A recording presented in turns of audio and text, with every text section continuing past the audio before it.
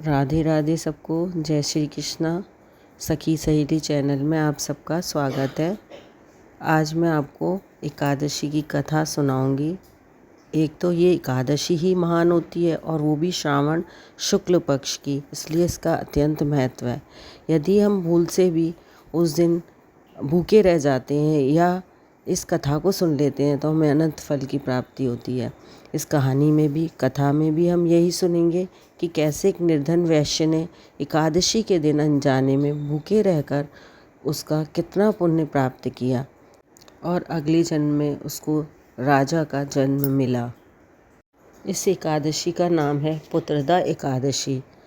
युधिष्ठिर जी ने भगवान मधुसूदन से प्रश्न किया था कि हे प्रभु, आप मुझे इस एकादशी का ये बताइए कि क्या नाम है और इसकी विधि और महात्म्य सब कुछ विस्तार पूर्वक बताइए।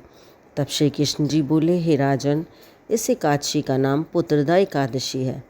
अब आप ध्यानपूर्वक इसकी कथा सुनिए।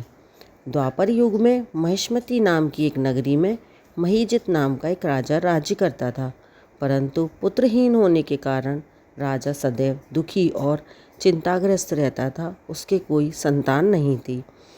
उसे इतना बड़ा राज्य होने के बावजूद बहुत सूना सूना प्रतीत होता था।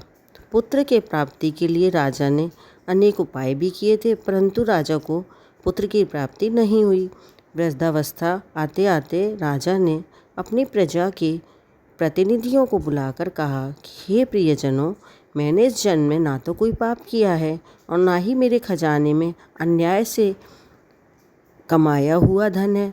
मैंने ना तो कभी देवताओं तथा ब्राह्मणों का धन छीना है, ना ही किसी दूसरे की संपत्ति ली है। मैंने प्रजा को सदैव पुत्र की तरह पाला है। मैंने अपराधियों को भी पुत्र और भाई बंधुओं की तरह दंड दिया है। कभी किसी से घृणा नहीं की, सबको एक जैसा माना है। इस प्रकार धर्मयुक्त राज्य करते हुए भी मेरे कोई संतान नहीं है, पुत्र नहीं है, इसलिए मैं अत्यंत दुखी रहता हूँ। इसका क्या कारण है? राजा महीजित की इस बात को सुनकर मंत्रीगण और राजा के प्रतिनिधि सोचने लगे कि क्या किया जाए और वन को गए। उन्होंने सोचा कि राजा के हित के लिए किसी श्रेष्ठ तपस्वी की खोज की जाए, जिससे हमें पता लगे कि ऐसी क्या बात है। इतने में एक आश्रम में उन्होंने एक अत्यंत वयोवृद्ध धर्म के ज्ञाता, बड़े तपस्वी, जितेंद्रिय, समस्त शास्त्रों के ज्ञाता महात्मा लोमश मुनि को देखा। तब सब ने जाकर ऋषि को प्रणाम किया और उनके सामने बैठ गए। महर्षि लोमश त्रिकालदर्शी थे, अर्थात वे तीनों कालों की बात को जानते थे। उन लोगों को देखकर लोमश ऋषि ने पूछा कि आप लोग किस कारण से आए हैं। मैं आप लोगों की समस्या के लिए जो कार्य श्रेष्ठ होगा वही करूँगा। लोमश ऋषि के ऐसे वचन सुनकर सब लोग बोले, हे महर्षि, आप अंतर्यामी हैं तथा आप हमारी बात जानने में ब्रह्मा जी के समान समर्थ हैं, अतः आप हमारे इस दुख को दूर कीजिए। इस समय हमारे राजा पुत्रहीन होने के कारण बहुत दुखी हैं। हम लोग उन्हीं की प्रजा हैं और उनके दुख से हम भी दुखी रहते हैं, लेकिन अब हमें पूर्ण विश्वास है कि आपके दर्शन से हमारा ये दुख अवश्य दूर हो जाएगा, क्योंकि महापुरुषों के दर्शन मात्र से ही अनेक कार्य सिद्ध हो जाते हैं। अब कृपा करके राजा के पुत्र होने का उपाय बतलाएं। उनकी बात सुनकर लोमश ऋषि ने थोड़ी देर के लिए अपने नेत्र बंद किए और राजा के पूर्व जन्म की कहानी को जानने लगे। तब वो बोले, सुनो प्रजाजनों, आपका राजा पूर्व जन्म में एक निर्धन वैश्य था, गरीब था। गरीब होने के कारण इसने अनेक बुरे काम किए। वह एक गांव से दूसरे गांव व्यापार करने के लिए जाता था। एक समय जेठ का महीना था। शुक्ल पक्ष की द्वादशी के दिन मध्याह्न काल के समय, जब वह 2 दिन का भूखा प्यासा था, एक जलाशय पर जल पीने गया। इतने में वहाँ एक बछड़े के साथ प्यासी गाय जल पीने के लिए आई। राजा ने उस प्यासी गाय को जल पीने से हटाकर हाँक कर हटा दिया और स्वयं जल पीने लगा। इसी पाप के कारण राजा को ये दुख सहना पड़ रहा है। एकादशी के दिन भूखा रहने से वह निर्धन वैश्य राजा तो बन गया, परंतु प्यासी गाय को जल पीने से हटाने से पुत्र ना होने का दुख भोग रहा है।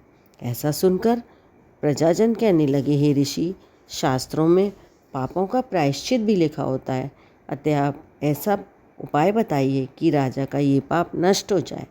लोमश मुनि बोले, श्रावण शुक्ल पक्ष की एकादशी को, जिसे पुत्रदा एकादशी भी कहते हैं, राजा और तुम सब लोग जितने भी प्रजाजन हैं व्रत और रात्रि को जागरण करो और अपना सारा पुण्य राजा को दे दो। इससे राजा का ये पूर्व जन्म का पाप अवश्य नष्ट हो जाएगा और राजा को पुत्र की प्राप्ति हो जाएगी। लोमश ऋषि के ऐसे वचन सुनकर मंत्रियों सहित सारी प्रजा नगर को वापस लौट आई और जब सावन की शुक्ला एकादशी आई तो लोमश ऋषि की आज्ञा अनुसार राजा सहित सबने पुत्रदा एकादशी का व्रत और जागरण किया। इसके बाद द्वादशी के दिन भगवान से प्रार्थना की कि उनके इस व्रत के पुण्य का फल राजा को मिल जाए। उस पुण्य के प्रभाव से रानी ने गर्भ धारण किया और प्रसव काल समाप्त होने पर उसके एक बड़ा सुंदर और तेजस्वी पुत्र उत्पन्न हुआ। हे राजन, इसलिए इस श्रावण शुक्ला एकादशी का नाम पुत्रदा एकादशी पड़ा। अतः संतान के सुख की इच्छा रखने वाले को इस व्रत को अवश्य करना चाहिए। इसके महात्म्य को सुनने मात्र से मनुष्य सब पापों से मुक्त हो जाता है और इस लोक में संतान सुख भोग कर परलोक में स्वर्ग को प्राप्त होता है। अतः एकादशी का व्रत का बहुत अधिक महात्म्य है। हमें जितना बन पड़े इसमें कुछ ना कुछ अवश्य करना चाहिए। इस दिन गुड़ का सागर लेना चाहिए। गुड़ के पदार्थ, मेवा व मिठाई का सेवन कर सकते हैं। बोलो विष्णु भगवान की जय, एकादशी मैया की जय, माँ लक्ष्मी जी की जय। यदि आप हमारे इस चैनल पर नए हैं तो हमारे चैनल को लाइक करें, शेयर करें एंड सब्सक्राइब करें। धन्यवाद।